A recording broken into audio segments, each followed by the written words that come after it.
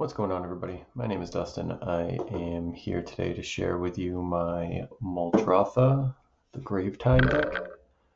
I would estimate this deck as a kind of low bracket 4 deck because it does have some infinite combos in it, but it does only have 3 game changers in this version of it, um, just to keep it a quote unquote bracket 3. So to start, we have primarily a lot of green in this deck. So green is probably the most prevalent mana base out of the entire deck. This deck currently has 34 lands in it, which may seem a little bit low, but there are several mana rocks and mana dorks in this deck. So currently there is 6 forests, 5 islands, and 4 swamps. But we have a lot of other things to help out with the curve, with the mana curve. So here are some of our dual and utility lands. Gemstone Mine. The great thing about the Gemstone Mine is once you exhaust the 3 mining counters, it goes to your graveyard. You can access Muldrotha's ability to play lands and permanents from your graveyard, and you can put it right back out, put in fresh 3 on it, tap it again. The Syphilid Coliseum, tap it to add a blue to your mana pool. It deals 1 damage. You can also use its Threshold ability, which is tap an island and tap it, sacrifice Syphilid Coliseum. Target player draws 3 cards, then discards 3 from his or her hand. So you can use that targeting yourself. Works great to get some, keep digging through your deck, looking for your win cons, and also dumping some permanents that you can pull out of your graveyard and put back onto the field. Fabled Passage helps with your mana curve. We have a Drowned Catacombs, Yamimaya Coast, Overgrown Tomb, Watery Grave, Shipwreck Marsh, Underground Mortuary. I do like to always put in a Surveil land every once in a while. I kind of don't mind getting a Surveil land in my opening hand. Just kind of gives me the ability to be able to see what the next card could be. And then again, put a permanent into my graveyard if I don't want it right that moment, but want it later. Command Tower, obviously, Dreamroot Cascade, Misterized Village, Woodland Cemetery, Breeding Pool, Misty Rainforest. I just picked this up yesterday, actually. Meteor Crater, I'm still a little hesitant about keeping this in this deck. It's pretty much a waste in your opening hand. But it can help with, it's choose a color of a permanent you control, add 1 mana of that color. So once you kind of get things on the board, it can help add mana to already existing permanents you have. But again, probably one that I'll eventually wean out. Undergrowth Stadium, one of the Battleborn lands, so Command Beacon. With Muldrotha being so expensive, 6-drop already, goes to the command zone. You cast and it gets put back in the command zone. That's 8 mana to return it. This can help put it back in your hand. There's also some reanimation in this deck to help with Muldrotha. If she does get killed, you can put her in your graveyard and take her out. And then Balagag Sanctuary also on the other side is a recovery. So it gives you the ability to return some of those non-permanent cards like the sorceries or instants from your graveyard, put it back in your hand, go fetch yourself a counter or a tutor or something. Or if you need, it's a forest. So those are the lands. Move those aside. So next we will go to our creatures. This is definitely by far the biggest pile. And you don't think you can tell, but there's more creatures than I think there are lands in here. So like I said, there are a lot of mana dorks in this deck, but we'll start with the Augur of Autumn. So you can look at the top card of your library anytime, play lands from the top. It has Coven. As long as you control 3 or more creatures with different powers, you may cast creature spells from the top of your library. That can be helpful, casting off a mana dork or something, or casting something from the top of your library. Kinnan Bond of Prodigy, our first game changer. Obviously, if you're playing a green and blue deck, and you want some help with your permanents that give you mana, Kinnon's the way to go. Kinnon says when you tap an online permanent for mana, add one type of any type that permanent produced. So basically your non-land permanents that tap for mana will tap for an additional of it. That can be pretty neat with some of the permanents you'll see coming. Lumra, Bellow of the Woods. This one's fun. Once you get your graveyard full, you got a bunch of lands in there. This is one to cast, and you mill 4, and then you take all the lands from your graveyard, throw it on the battlefield, and now you have potentially a 17/17 or something crazy with Lumra. Head Shredder, I like this card. It's a 5/5. It's for 4. Whenever Head Shredder attacks, you may mill 2 cards. So it gives you the option to mill if you want to. You don't have to. And then it says whenever one or more land cards are put into your graveyard from your library, put them onto the battlefield tap. So that's not just from the milling of these, from Head Shredder's mill ability. That's for any lands that go into your graveyard from your library. So having this out on the battlefield, you can really build up some advantage with land very quickly. Urborg Lurgoyf, I always fail at pronouncing that. As a kicker for a blue or black, it enters the battlefield, mill 3 cards for each time it was kicked, and its power is equal to the number of creature cards in your graveyard, and its toughness is equal to that number plus 1. It's only a 1 and a green, and you can kick it to, increase the amount of cards that you dump into your graveyard. The more creatures in your graveyard, the bigger this puppy gets. Birds of Paradise, most famous mana rock. Jumbo Cactuar, this one's just fun to have in here. I almost got to use it one time at the first Friday Night Magic I went to. It's a 7-drop, so it's expensive. It's a 1/7, but it has the 10,000 needles. Whenever this creature attacks, get plus 9,999. That goes, funsies with Pathbreaker Ibex. Whenever this creature attacks, creatures you control gain trample and gain +X until end of turn, where X is the greatest power among creatures you control. So you can announce attacks, they're declare attackers, and now everybody's getting plus 9,999, plus 9,999, and trample. So pretty much game over. Hedron Crab, Landfall. So this guy's great for getting stuff into your graveyard. Whenever a land enters the battlefield under your control, target player puts the top 3 cards of his or her library into the graveyard. Nice mill. Gleneldra Archmage. So this one's pretty neat. It's essentially recurring non-creature counter. So you can tap a blue and sack Gleneldra and counter target non-creature spell. It has persist, so the first time you counter, it will go to your graveyard. If it does not have any -1/-1 counters, returns to the battlefield with a -1/-1 counter on it. So you get 2 free counters out of it before you have to pay its 4 cost again. So you counter something, you sack it, it persists, -1/-1, counter again, sack it. Now you can cast it back onto the battlefield. Hermit Druid again, more milling. Tap a green and tap it, reveal cards from the top of your library until you reveal a basic land card. Put the card into your hand, and all other cards revealed this way into the graveyard. So you can, dump a bunch of stuff into your graveyard. Like I was saying, in this deck, I only have, how many is it? We have 1, 2, 3, 4, 5, 6, 7, 8, 9, 10, 11, 12, 13, 14, 15 basic lands. So there's a chance for you to dump a decent amount of cards into your graveyard to be reused. Taval the Balanced Scale says it's a 4/4 flyer for black, blue, and a green and 1.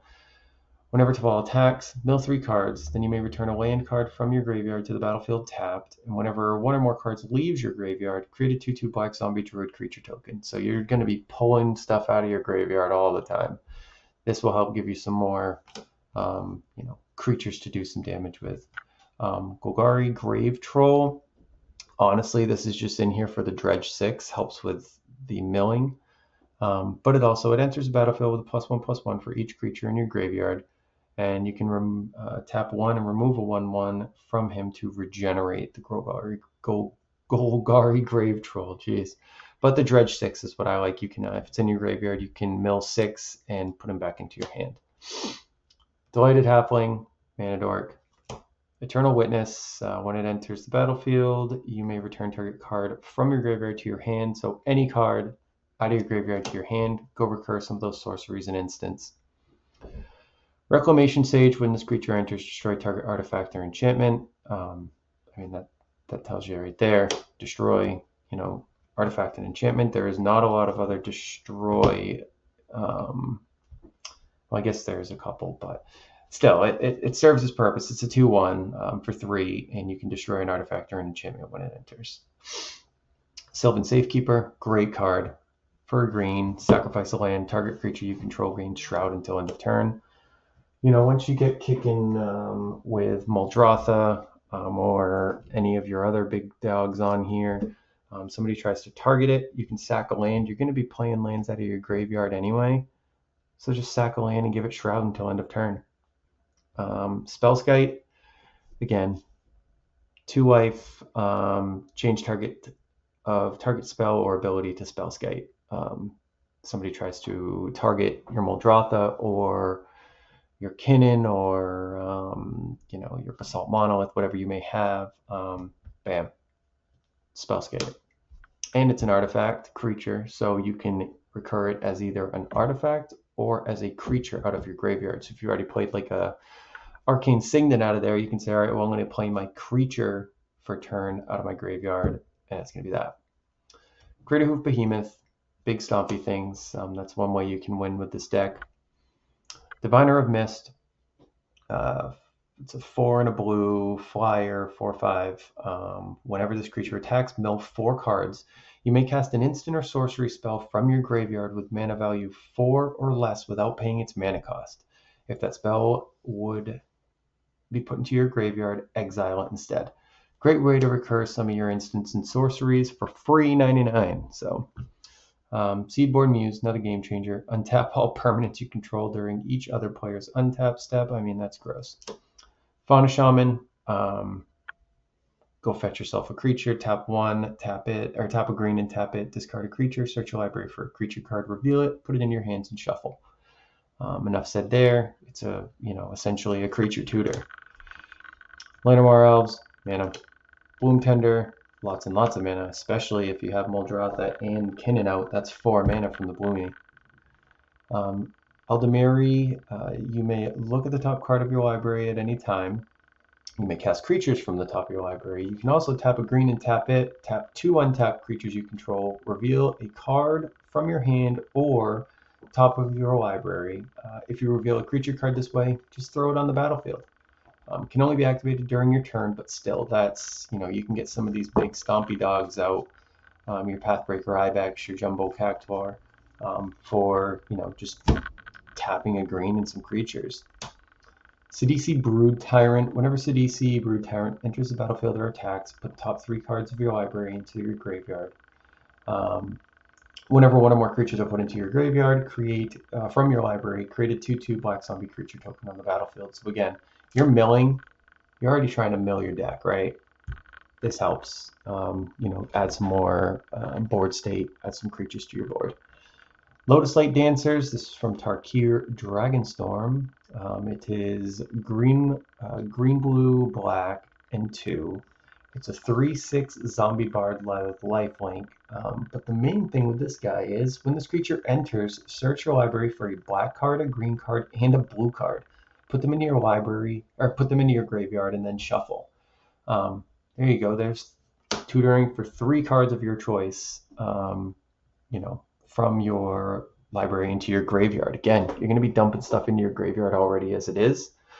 That just helps. Sakura Tribe Elder, 1 and a green, sack it, search for a basic land, put it onto the battlefield tapped. Again, just go fetch yourself some more mana. Tireless Provisioner has landfall. Whenever a land enters the battlefield under your control, create a food token or a treasure token. So, you know, there's a lot of things being milled. There are, you know, the next card would be the Icetail Explorer, which lets you play an additional land and lets you play lands from your graveyard as well. So, you know, let's say you have a Tireless Provisioner out and you cast a Lumra. You know, all of a sudden 8 cards come onto the battlefield, 8 lands, and now you've got 8 treasure tokens or 8 food tokens or whatever. You know, it's yeah, you can get yourself pretty good board state that way. As I said before, Icetail Explorer. This is from the new EOE set. You may play an additional land on each of your turns. You may play lands from your graveyard, and it has a landfall ability whenever a land you control enters, you mill. So it mills 1 card, helps with your graveyard. Gravebreaker Lamia. 4 and a black. This is one of the more expensive cards in here. 5. There's not too many high CMC cost cards, but this is one of them. It's an enchantment creature, 4/4 lifelink. When it enters the battlefield, search your library for a card, put it in your graveyard, and shuffle. Spells you cast from your graveyard cost 1 less to cast, so it decreases your casting cost for things from your graveyard, which you're going to be utilizing a lot of things from your graveyard, and it lets you tutor for a card to throw in there. Old stick fingers. So black and a green and X, when you cast this spell, reveal cards from the top of your library until you reveal X creature cards. Put all creature cards into your graveyard, then put the rest at the bottom of your library in any order. His power and toughness are each equal to the number of creature cards in your graveyard. So you can get him buffed up. You could basically put as many creatures into your graveyard as you need. Hope you find your pieces to a win. With all the different tutors, you can get them in your graveyard, things like that. 6 is 2 and a green. It's legendary 2/4 with reach. Whenever 6 attacks, mill 3. You may put a land card from them into your hand. As long as it's your turn, non-land permanent cards in your graveyard have retrace. So you may cast permanent cards from your graveyard by discarding a land in addition to paying their costs. So 6, when you attack, mill 3, take a land, put it in your hand from those 3. And now that's just gifted you either putting a land on the battlefield if you missed your land drop, or now it's gifted you a way to retrace something from, you know, a non-land permanent from your graveyard. Deathrite Shaman, you know, utilizing what's in everybody's graveyard to get yourself either some, you know, mana, deal some damage to each opponent, or gain some life. Gitrog Monster. At the beginning, Death Touch, 6/6. At the beginning of your upkeep, sack a land unless you sacrifice Gitrog unless you sack a land. You may play an additional land on each of your turns. Whenever 1 or more lands are put into your graveyard from anywhere, draw a card. So you mill a few things, now you can draw a few things if some lands go into your graveyard. Mossborn Hydra, another one, you know, that can become big stompy. Mossborn Hydra is 2 and a green. For a 0/0 with trample, this creature enters with +1/+1 counter on it. This is where it can get nasty. Landfall. Whenever a land you control enters, you double the number of 1/1 counters on this creature. Not add a 1/1 counter for each land. Double it. So again, you got Mossborn Hydra out here. You end up recurring 6 lands from your graveyard.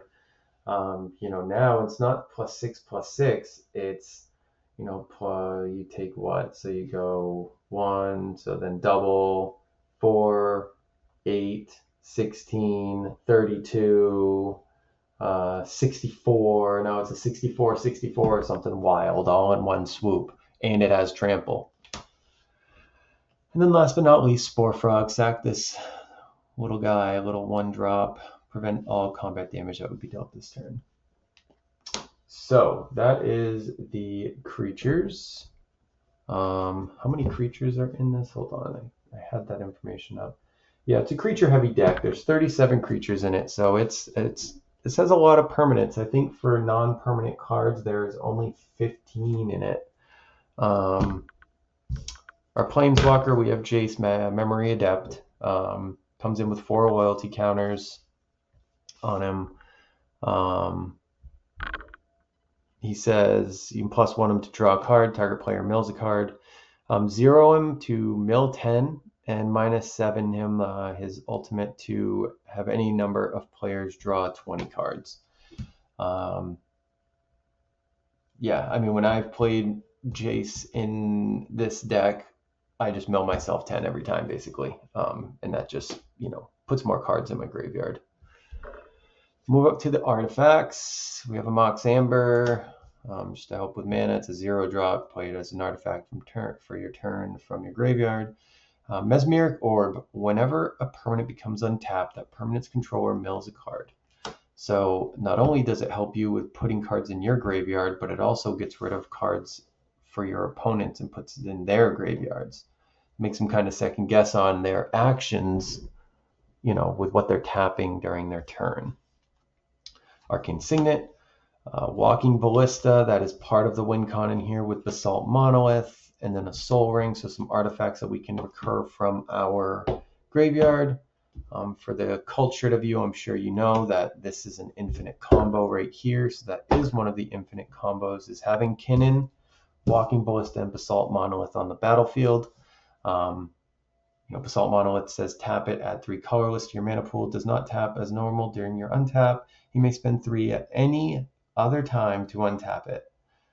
Drawing mana from this artifact is played as an interrupt. So you can, with Kinnan's ability, to tap a non-land permanent for mana, add 1 mana of that type produced. You tap it, you've made 4. Untap, you've netted 1 mana. Tap it, untap, now you have 2. Tap, untap, now you have 3. Tap, untap, now you have 4. And so on with Walking Ballista. For colorless mana, we'll put a +1/+1 on it. You just do this infinitely for 420, do 420 mana. Make 420 +1/+1 counters. And then you remove them to deal 1 damage to target player or creature, and that's a wrap. I will show you the other infinite in this deck. I need the sorcery. So the other win condition would be with Exsanguinate. So again, you do need 2 black, which obviously you saw. I mean, there's plenty of mana rocks and mana dorks and other things that can generate the black for you, but with Basalt Monolith, Kinnan, and Exsanguinate on the battlefield, tap 2 blacks and X. Each opponent loses X life. You gain life equal to that. So again, just spamming Basalt Monolith. Tap 2 black, cast it, and everybody's dead. So our sorceries were here. So let's Exsanguinate. Victimize. Choose 2 creature cards in your graveyard. Sack a creature. If you do, return the chosen cards to the battlefield tapped.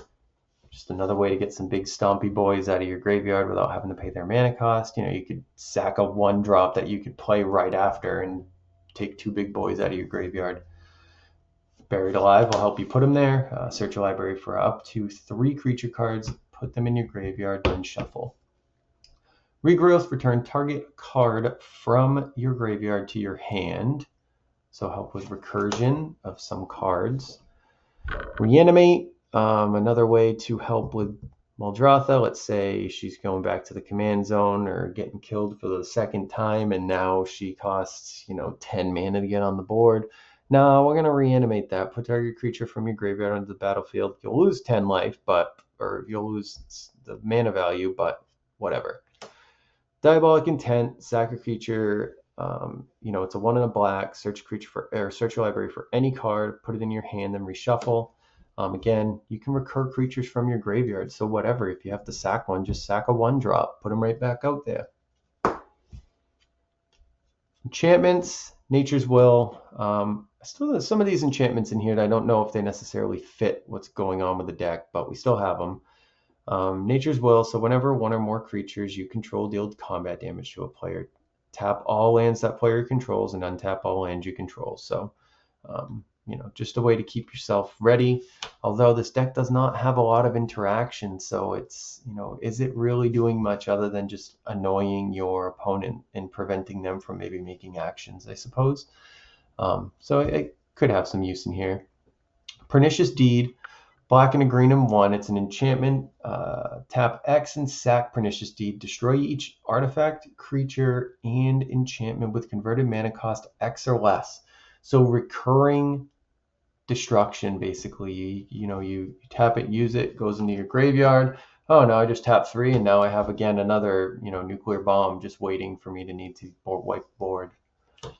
Defense of the Heart, 3 and a green. At the beginning of your upkeep, if an opponent controls 3 or more creatures, sack this. Search your library for up to 2 creature cards. Put them on the battlefield and shuffle.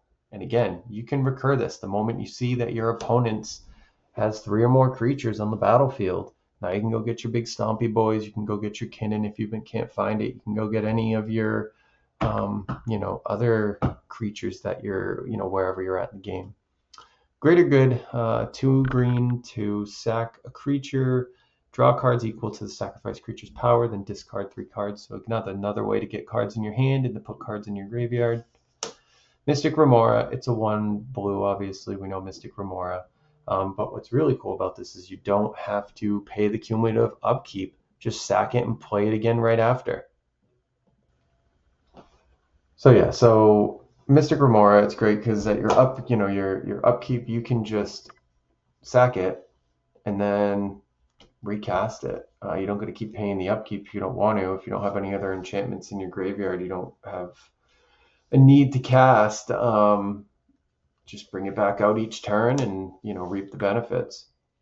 Utopia Sprawl, another way to help with your mana curve, help you get some extra, tap your lands for extra.